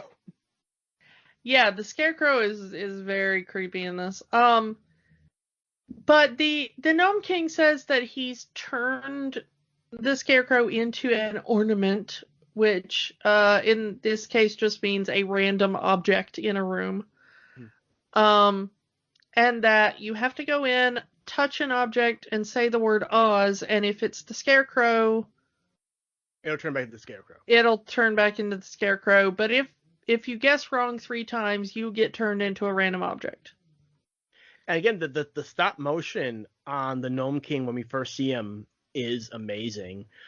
And the thing about it is, as each character guesses wrong, the Gnome King gets more and more human. Yeah, it's a really neat effect how they move from like a completely claymation, stop motion creature into more an actor in makeup. An actor in makeup, yeah. And one of my favorite transitions is when he goes from stone and then from stone eyes turning into human eyes. Yeah, that's a good one. And also very creepy because the actor still looks mostly stone, but there's like human eyes moving around inside stone. It's a very unsettling effect. I still think that's claymation and they just use like glass eyes for that. Maybe. I honestly don't know, but however they did it, it is very effective. Now this is where I'm going to say my theory. Now, every time someone guesses wrong, you hear a thunderbolt. My theory is that the lightning storm didn't necessarily happen as the movie is seeing it. These electric bolts are the electroshock therapy going into Dorothy's head. It's a good theory.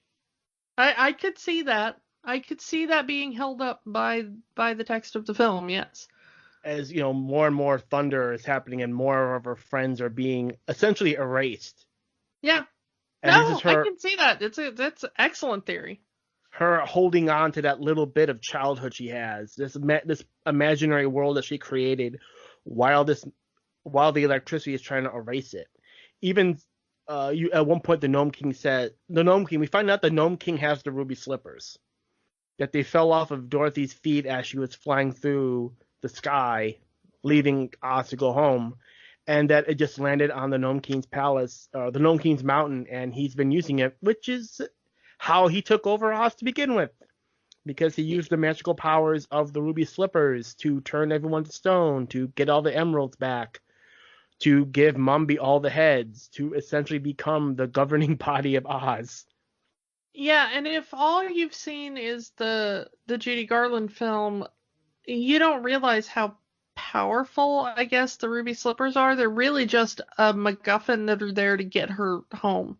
Mm-hmm. But this film points out that, like, they're an all-powerful magical object. You just wish for anything and it happens. Wish for anything, click your heels, and you get it. So which is why the witch wanted them to begin with. Yeah, whereas Dorothy just wished to go home, and that was the only wish she ever used them for. The Gnome King is, I wish for my emeralds back. I wish for all my enemies to be turned to stone. I wish for, whatever. But yeah, as her friends fail, the Gnome King says, I will give you the ruby slippers and let you go back to Kansas. But you will forget about Oz. Yeah. This also holds up with your theory. Mm-hmm. She can just choose to forget about Oz, and she'll wake up in Kansas, and she'll be a normal little girl. With no imagination. With no imagination. Which is not a normal little girl, by the way. Yeah.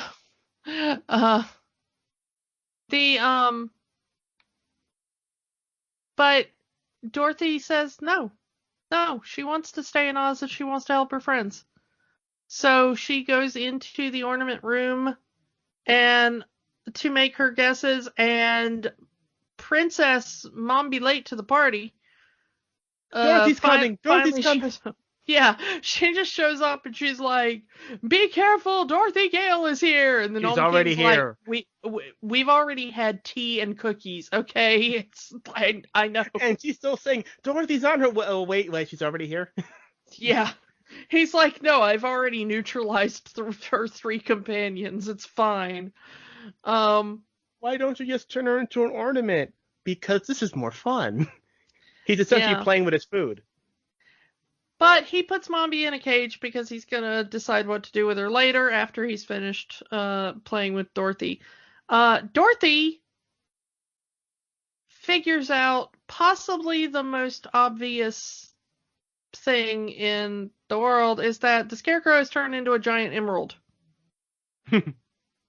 Which, really? That's nobody else can figure that out? Takes the 9-year-old to figure that out?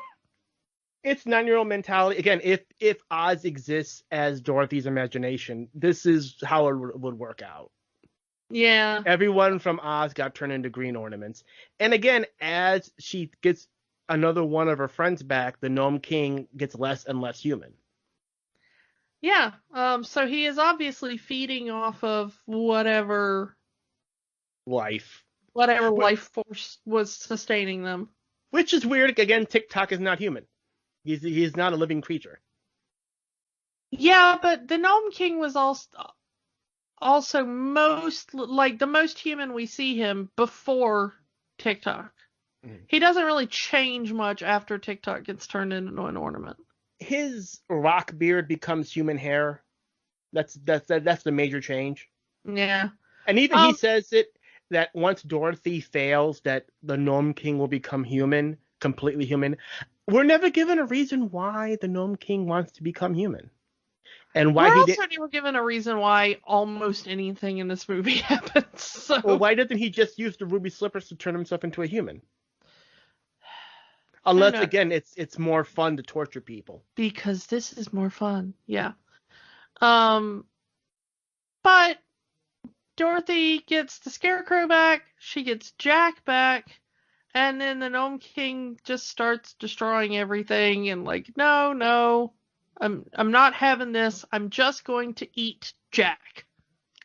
Well, first he eats the sofa. Yeah, Poor Gump loses his body. Part of the Gump's, the couch he's attached to.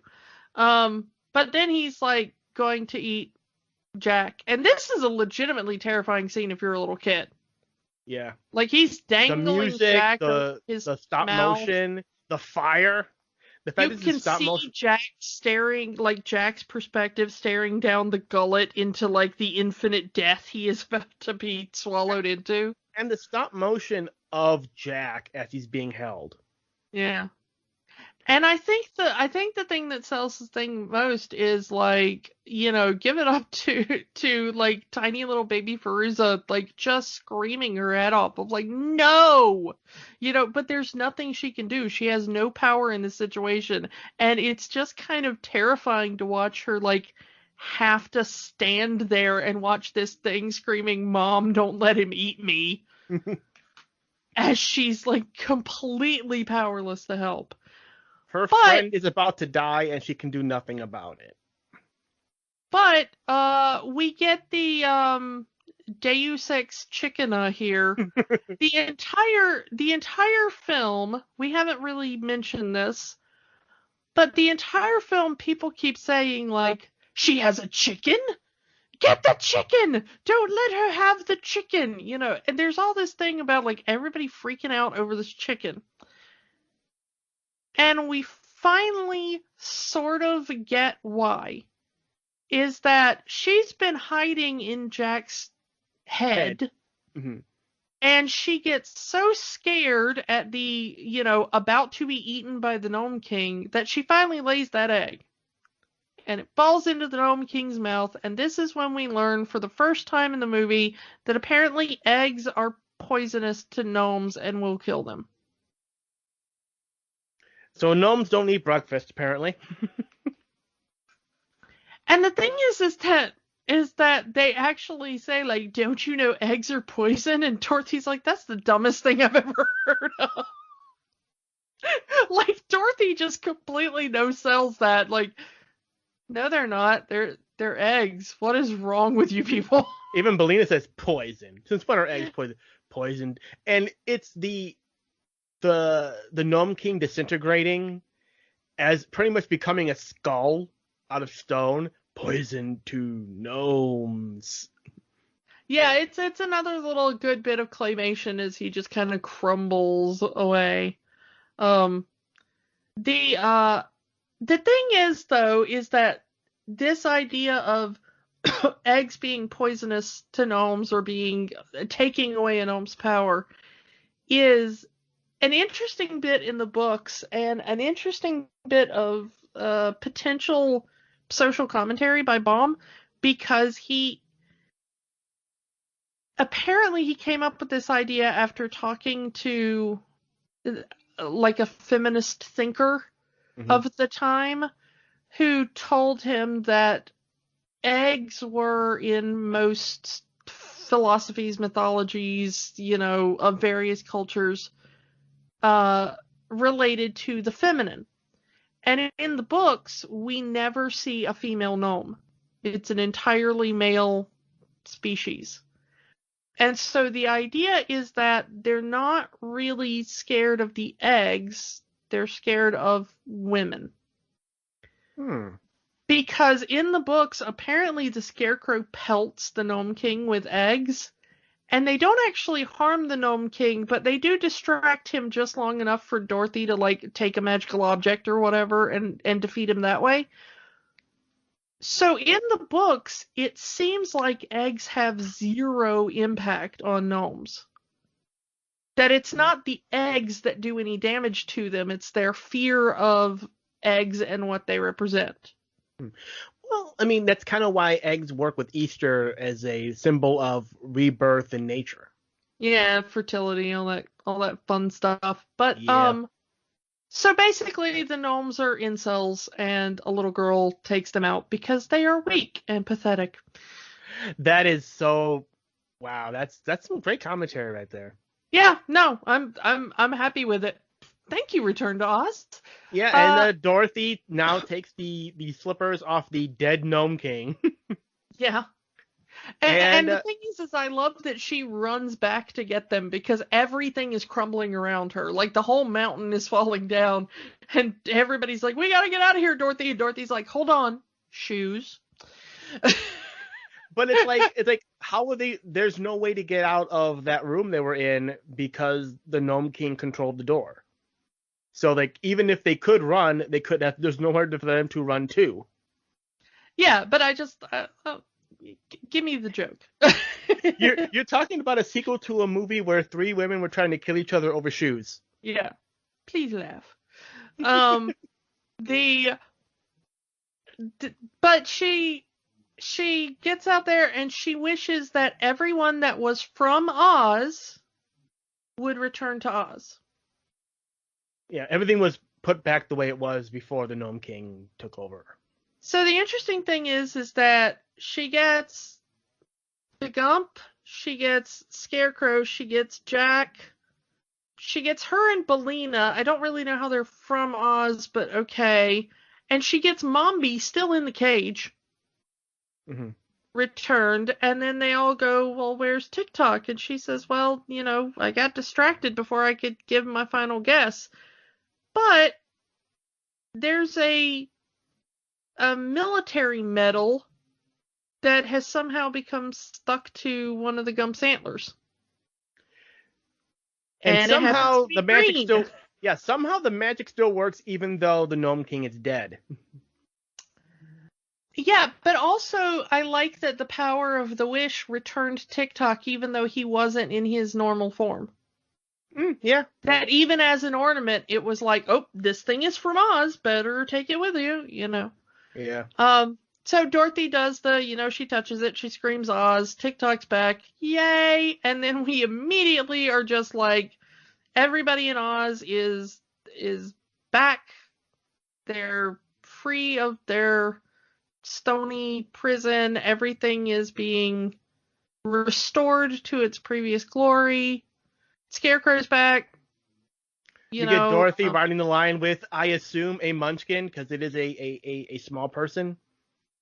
Yeah, I'm guessing. We don't really see, we hear about the munchkins a lot, but we don't really see them in the film so much. And TikTok got some C-3PO gold plating thing going on. Yeah, they really give TikTok a shine up, because he'd gotten banged up and dented pretty bad for most of the film. He was mostly bronze. This is straight up gold. They get back to the Emerald City. Everybody is restored. Everything is fine. Scarecrow is there with his crown because he's been the king of Oz there. And immediately the crowd just starts looking at Dorothy and chanting, "Queen of Oz! Queen of Oz! Queen of Oz!" And I'm like, your king is standing right there, like. But it's like she's their savior, so they want her as their queen. And it's the Gump that starts this monarchy. It's the Gump that starts the chant of "Be the Queen of Oz." Yeah, so I mean, maybe the Gump just wants to overturn the monarchy system. here. I don't know. But yeah, the monarchy in Oz is very weird because it's said that Ozma's father was the king. And then the wizard came. And then the wizard came and dethroned him. So Ozma should be the rightful queen because hereditary monarchies are a thing we did for far too long in our history and still do. Yeah. But somehow the Scarecrow ended up king. Now they're just handing the crown to Dorothy. What we know of the story is when the wizard left, he specifically left the Emerald City in the Scarecrow's care, since he was the smart one. Yeah. And then we discover that the little girl who's been in the mirror the whole time that we saw in the hospital at the beginning of the movie, that's really Ozma.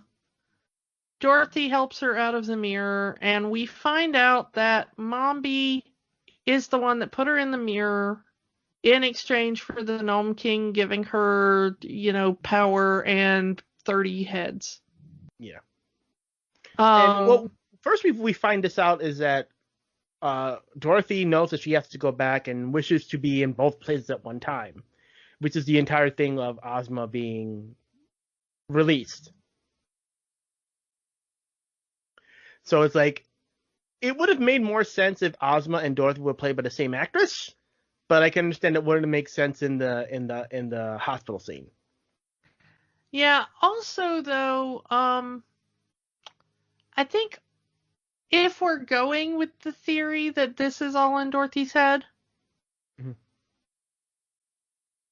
do you want to be the plain little girl from Kansas that is a queen, or do you want to be like the girl with the really beautiful hair in the amazing dress Yeah.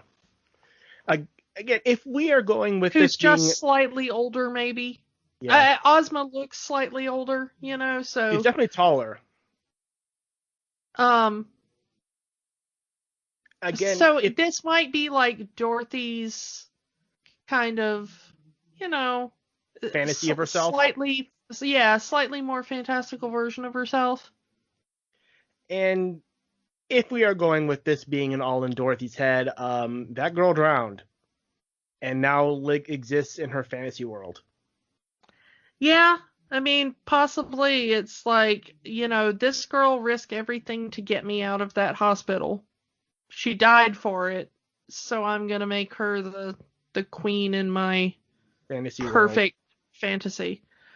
Um, but Ozma sends her home using the ruby slippers, which Dorothy hands over. Mhm. Belina says that there's no way she's going back to Kansas because Kansas is awful. And Belina, Even though she spent the entire movie saying let's go back home to Kansas. yeah, Belina is correct. I have a history of annoyance with children's books. Mhm. This series, Chronicles of Narnia is a big one for me on this. Even things like Harry Potter, where it's like you have a kid who's not living a very good life. You send them to a magical place where they have everything. Their life is perfect and wonderful, and there is no pain or horror. And then at the end of the book, you send them back to the painful, horrible place because somehow that's better. I do not understand why adults keep writing this into books, and I beg you to stop. Well, eventually, Bomb just straight up has Dorothy move to Oz. Which is fine. Like, that's okay. But, in the Judy Garland movie, Aunt Em and Uncle Henry are perfect, wonderful Heartland people. But in almost any other version of this story that's ever been put to screen, they're not. Including this one. Yeah, again, Aunt Em wants Dorothy to do chores around the farm, and since she can't because she can't sleep, what good is she? Yeah, Dorothy is not being productive labor, so let's shock it into her. Like, oh, Aunt Em is the worst in this movie. Though But right. I really just, it's okay in the first movie because she's going back to a place where like everybody super duper loves her, and it's like her only real problem was it's a little boring. Well, it's also her neighbor Miss Gulch wants to kill her dog. Well, yeah, but you just smack Miss Gulch until she leaves. Like, but for the most part, Dorothy's life is pretty good. That one horrible woman that for some reason the police are listening to is like the one bad thing in her life, other than just she's kind of wistful in that, what we think of now as that Disney princess sort of way, Yeah. But in this one, Dorothy has no reason to go back home. What is she going home to? An aunt who wants to fry her brains? An uncle that just kind of exists, but we don't actually see him do anything good or bad during the movie. Like, he's just there. But anyway, Dorothy goes back to Kansas because that's the way the story has to go. And she wakes up in the mud next to the river, having been washed, aside. Her family is like, oh, yay, you're not dead. By the way, the hospital was hit by lightning. Everything burned down. Everybody got out except the doctor, who ran back in to save the machines and was killed. And for some reason, the nurse has been arrested. We don't know why. We don't know what for, but it just to mirror the fact that Mombi was in a cage in her dream. Here's the thing: is it took me a while to figure this out, because it is said in a kind of screaming way during a lightning storm by a child who has been dubbed over by another child actress. The girl playing Ozma was a British actress, but they wanted Ozma to sound American. I don't know why. Don't ask me. So they used the director's daughter to dub over all the lines, and sometimes it's not very clear.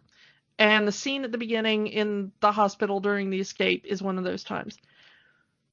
She tells Dorothy that they have to get out because the basement is full of people it didn't work on. So apparently he has been taking kids, experimenting on them. The experiments fail, and the kids are driven insane? I don't know what happens to the kids. We're never told, but the basement is full of people who this went wrong on. Which is possible. Again, it could have driven them insane, could have freaking lobotomized them for all we know. Or he could have told the family they were dead and is just keeping them to experiment on. It's completely unclear as to what's going on in this nightmare institution. But the nurse is obviously in on it. Mm-hmm. So obviously there was something illegal about the way that he was doing things that only came to light when everybody showed up to evacuate the people from the fire.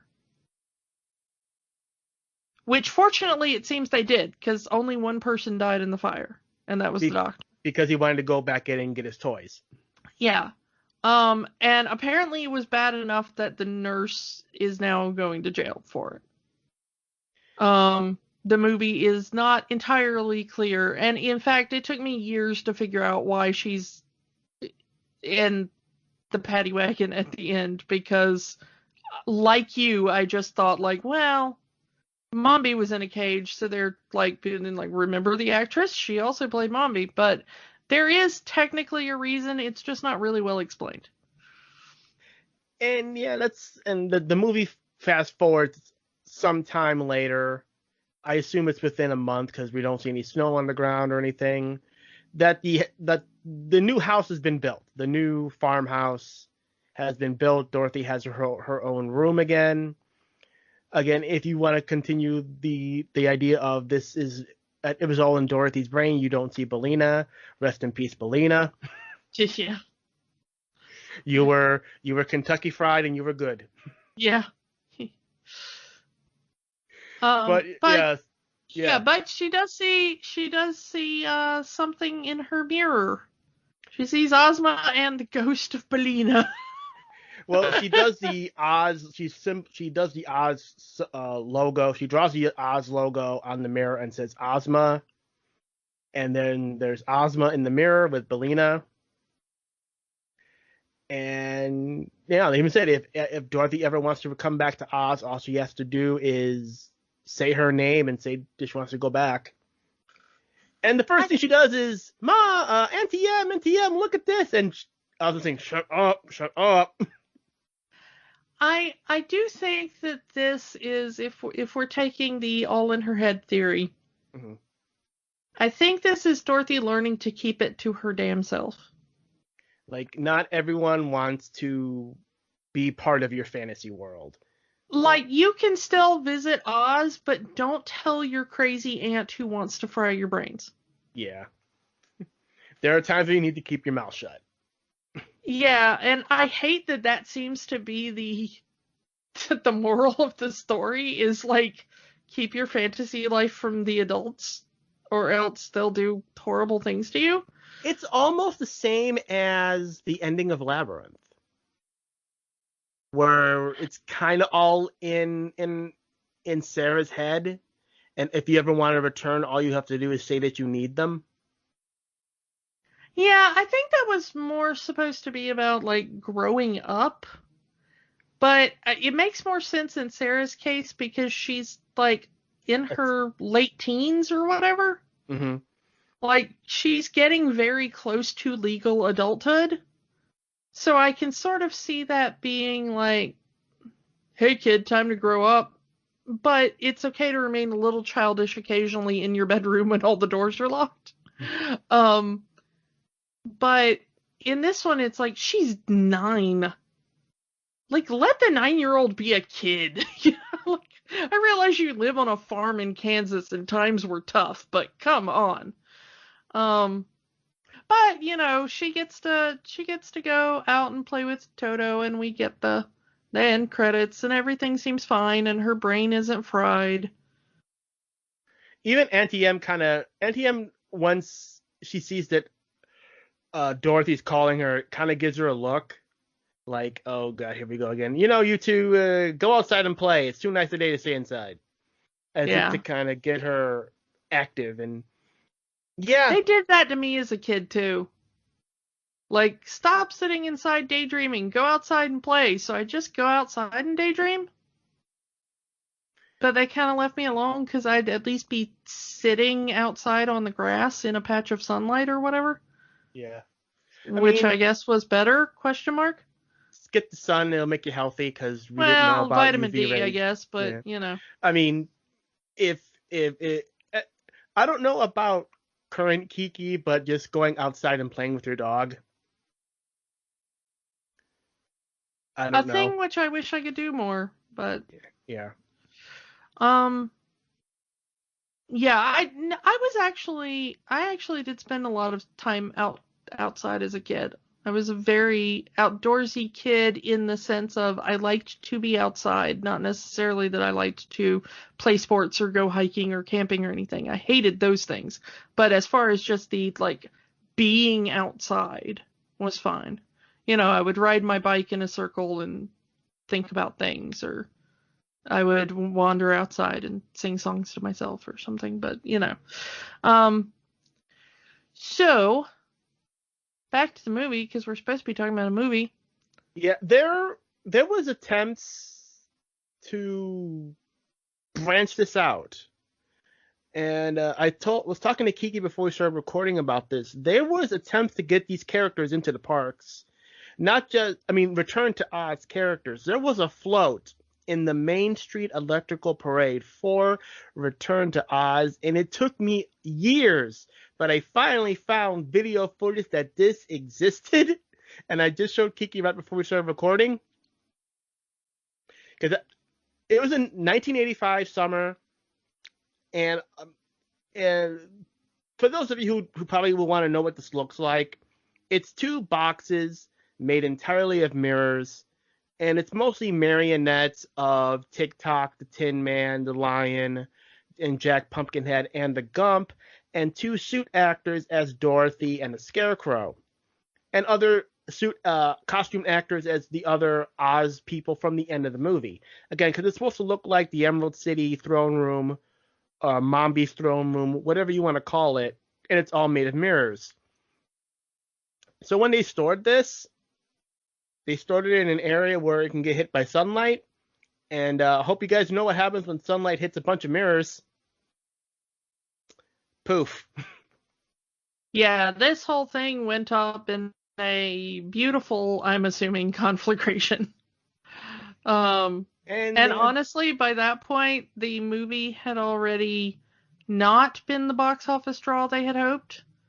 So they just never bothered to rebuild it. Yeah.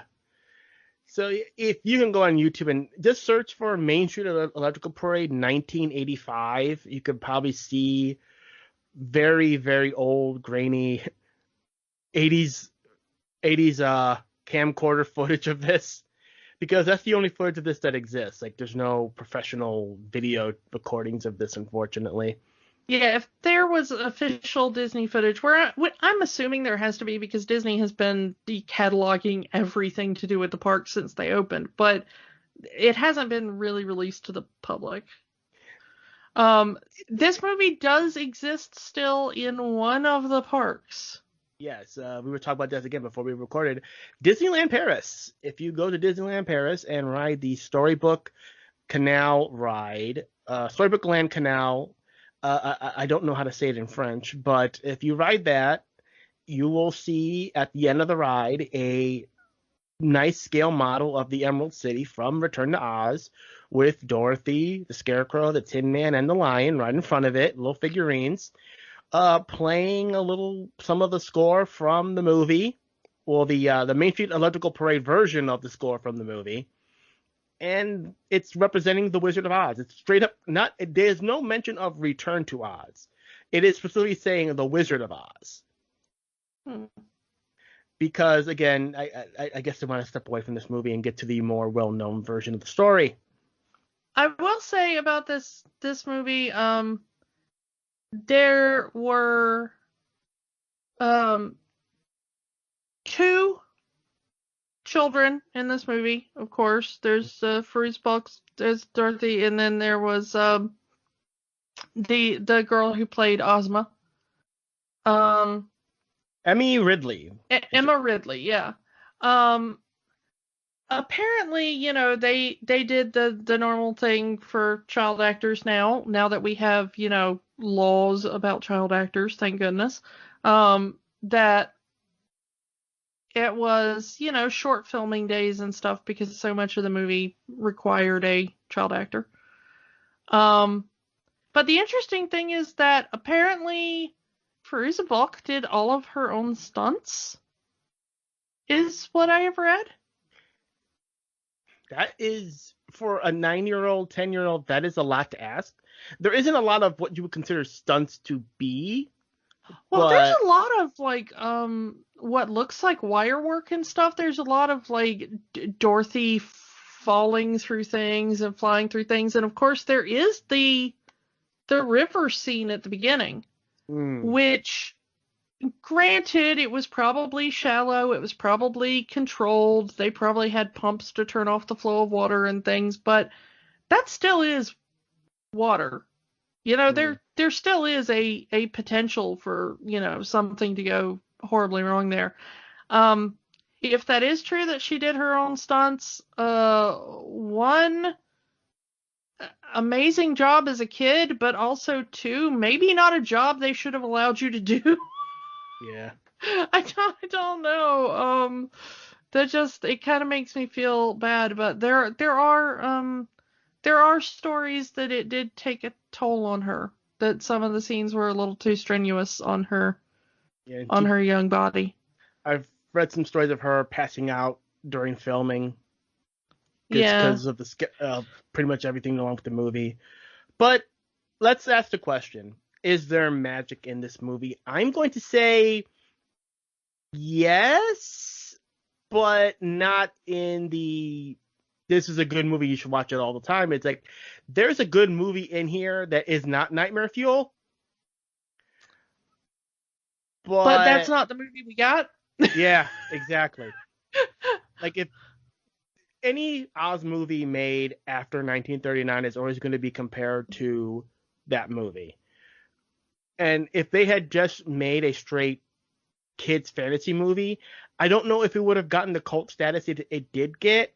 It might have just been forgotten, but I think it wouldn't have been the Nightmare Fuel that this movie did become. Yeah, I still like this movie though.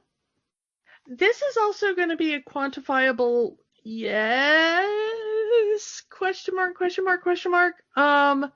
Because I did kind of enjoy watching this again because I do have such strong and strange memories of it from my childhood. And it had probably been since my childhood since I had seen this. I probably haven't watched this since I was maybe 14. However, I'm not sure it really counts as a good film on its own. I think it's one of those that still exists for where you would want to watch it as one of those, like, I don't want to compare it to like a Mystery Science Theater movie because it's not that bad, but it's also just weird in so many ways. Like, if you're not familiar with the books, which I wasn't when I saw this for the first time, everything in this movie seems like the worst choice ever. Why do the Wheelers exist? Why is Mombi switching heads all the time? Why are why is Dorothy being brain fried at the beginning of the film? Everything about this film seems like the wrong choice to make. And then you find out later it all comes from the books in some form or another. And then you're like, man, Frank Baum was really messed up as a human. Yeah. So, since we've been talking for 2 hours about this movie, let's, again, for those of you who don't like long podcasts, why are you listening to ours? Yeah, you knew what you were getting into. Let's move on to what we're talking about next week, as we're going to continue the spooky season. It's also not just Halloween, but it is Day of the Dead season-ish. A few weeks early, but we're getting there.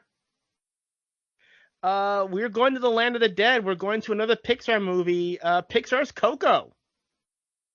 Yeah, and fun fact, this will not be a rewatch for me. Really? I have, I somehow missed Coco. I think it came out at a time when maybe a lighthearted movie about death was not really This was 2015. And yeah. I'm thinking that maybe there was some stuff going on then, that this just wasn't the movie I needed to see at the time, so. Trust but me, I am looking forward to it. I've heard good things, interesting things, and it was also another bit of Disney trying to be more culturally open. Yeah. So, we generally approve of that sort of thing on this show. So let's see how they did. October is Hispanic Heritage Month, so this does work. So yeah, so join us next week for Pixar's Coco. And we will talk to you all then. Bye. Bye. Thank you for listening to Rewatching the Magic. We invite you to keep the magic going by joining the conversation online. Find us on Facebook at Rewatching the Magic, on Twitter at Rewatch the Magic, and of course, find all new episodes at rewatchingthemagic.podbean.com. Until next time, remember, the magic is for everyone. It only stops if you let it.